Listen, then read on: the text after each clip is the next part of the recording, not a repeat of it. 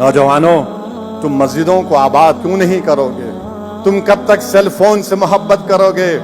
تم کب تک سیل فون میں گانے سنو گے؟ کیا تم صرف زبان سے رسول اللہ صلی اللہ علیہ وسلم کی محبت کا اعلان کرو گے، عمل میں نہیں کرو گے؟ تم کیسے مقابلہ کرو گے ان ظالموں کا؟ تم کیسے کھڑے ہوگے؟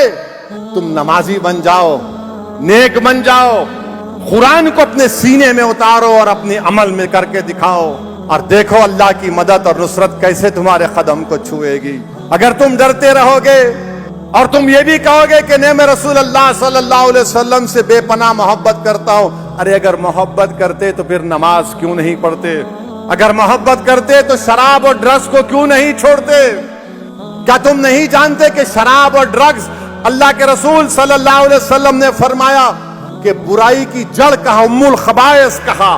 کیا تم نہیں جانتے کہ سورہ بقرہ کی 219ویں آیات اور سورہ مائدہ کی 90 آیات میں اللہ نے کہا حرام ہے ڈرگز، شراب حرام ہے، مگر تم کیا ہے؟ گانجا مارتے ہو، تم گانجا مارتے ہو، تم حشیش مارتے ہو، نہیں میرے کو ہائی ہونا ہے، تم پیٹرول کو سونگتے ہو ڈال کر، کیا ہے تمہارا معاملہ؟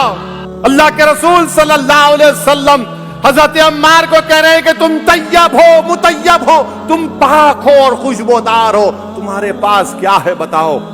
کیا تم گانجا نشیلی چیزوں میں اپنی زندگی کو برباد کرو گے؟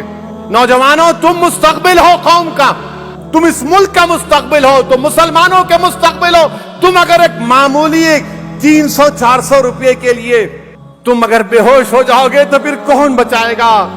کیا تم نہیں سمجھ رہے کہ یہ بچہ نور الحسن تمہارا بھائی تھا؟ کیا تم یہ نہیں سمجھ رہے کہ جنید نصیر تمہارے بھائی تھے؟ کیا تم یہ نہیں سمجھ رہے کہ نوح میں گھر ٹوٹا تو تمہارا گھر تھا؟ مگر تم 500-800 روپے کا نشہ کر کے تم کو لگتا ہے کہ میں ہائی ہو گیا۔